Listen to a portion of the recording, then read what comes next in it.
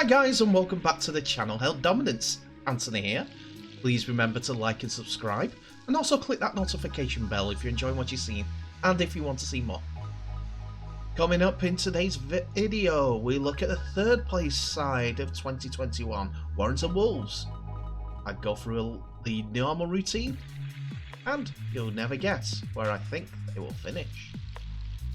So ladies and gentlemen, we're going to go through Warrington Wolves, a little bit of introduction with them in a few moments. They have been known as the Nearly Men, always their years. Comments like that from all sections of rugby league that are not Warrington fans. I've got a different opinion about the team, and I will go through my prediction at the end. So stay tuned. Hope you enjoy the episode.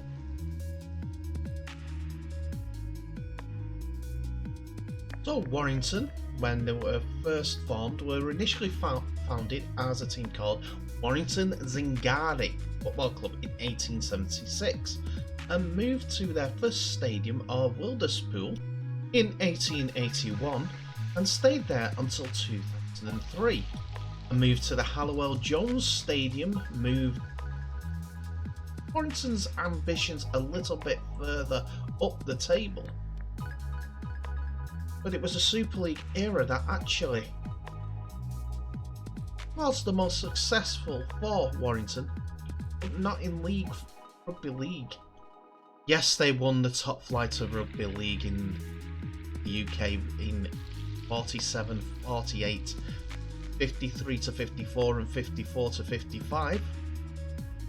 But there has been no real top flight or grand final win until 2011, when they won the League Leaders Shield, a feat that they were able to repeat in 2016.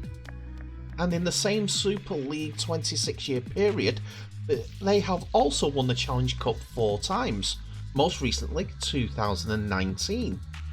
But until 2009, 13 years after Super League was formed, there was no trophy success. Many coaches came and gone, and the highest that they ever finished during this period is 4th in 2005.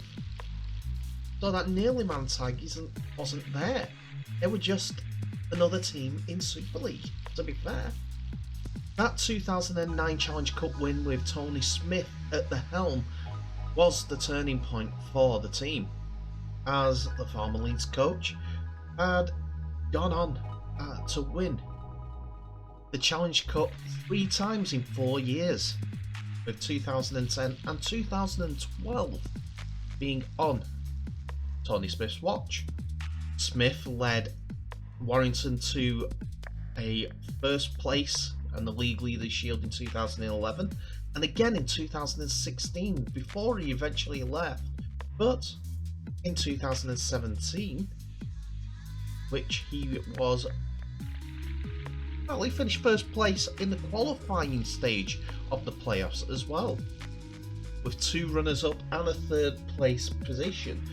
The Warrington team had seemed to have got their best coach that they had for quite some time and were building something. But they kept losing grand finals as they lost 4. 2 on the bounce, 2012, 2013, once in 2016, and again in 2018, which was the grand final after Smith left, and was replaced by Steve Price, who had 4th place finishes in 2018 and 2019, and a 3rd place finishes in 2020 and 2021. He won the Challenge Cup in 2019, lost the Grand Final in 2018, and was runner-up at the Challenge Cup Final in 2018 also. But again, it was trophyless period. 1 trophy in 4 years for the team that is supposedly the Nearly Men.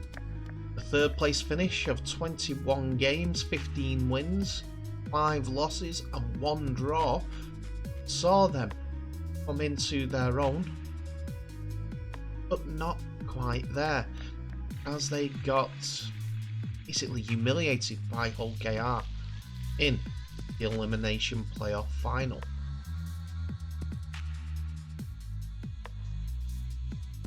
Warrington announced midway through the 2021 season that Daryl Powell, the former Castleford coach, was coming in to replace Steve Price, and that he set about shaping the squad in his own image.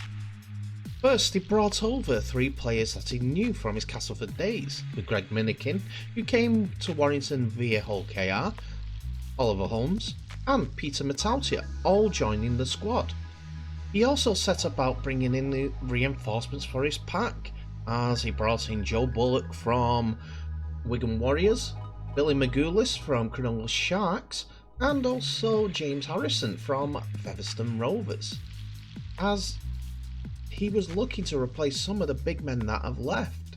With 2 big hitters like Sitaleki Akawala and Chris Hill, the former captain of Warrington Wolves, both leaving for pastures new, there was some rebuilding to do, and he delved into multiple areas to bring in some big and useful pack members.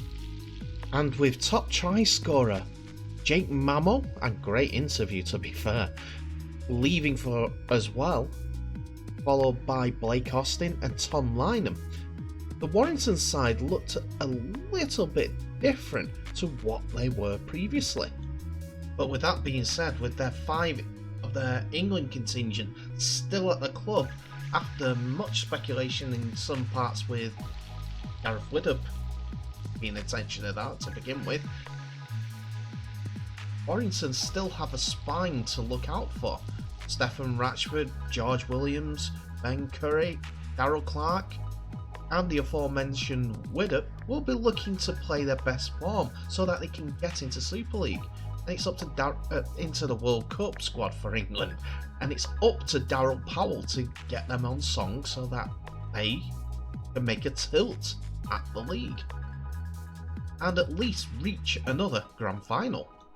But it's not just the experience and also the England internationals that they'll be looking forward to be working with at Warrington, as Daryl Powell has given a lot of decent squad numbers from 22 onwards to young internationals like Josh Thurwitz, England Knights internationals, Josh Thulis, Conor Wrench, Ellis Longstaff, Scotland international, Ellis Robinson, Rob Butler and Riley Dean, young scrum half, also included in the squad, given squad numbers in the first 27. Yeah, but they've also got youngish backup halfbacks with Danny hookers, even with Danny Walker, and also a decent wing from fullback in Matty Ashton, who has scintillating pace after bursting on the scene with Warrington over the last year.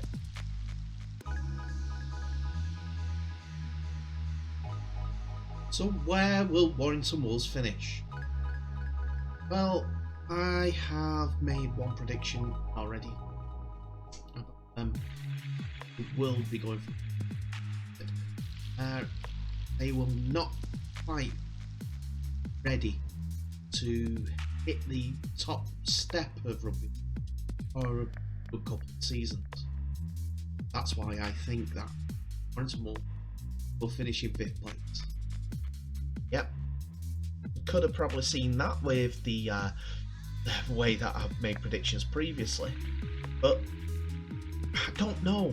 They have so much quality, but it's always when they get to that one step, some players seem to bottle it, or they're just at the 7s, and 7 rating for everyone out of 10, and the opponents that turn up on the day go to 8s and 9s because they're big match players. These guys have played in World Cups, World Cup finals, and also Grand Finals, Challenge Cup wins, so on and so forth. For some reason, Warrington, they don't seem to have that edge about them. That it's mine, it's mine. No one's gonna get it off me. No, it's mine. We're the best team. We're gonna win. Sort of level. I've allowed 7 out of 10 team all the time. A consistent team. But don't have anything that makes them go to an 8 or 9 or a 10 out of 10. They've got all the abundant talent in that squad. It just seems to be a mental thing up at Warrington. They have all these fans, they have the very, very big paychecks because the players that they brought in are not going to be miserly. Maybe different this year because of a number of players being shipped out. But they've still got Clark, Williams, Ashford, maybe not so, but they keep bringing in NRL players. Still gonna have to do the fallout from Greg Inglis last year as well. So I don't know. Do hope that I'm proven wrong because they have been in the doldrums. They have been getting better over and over years, but I don't see it this year. I don't. I'll be glad if I'm proven wrong, but still that mental factor. Even Catalan's had it. He got into a winning structure. We're not all. There's that fire in the Warringtons.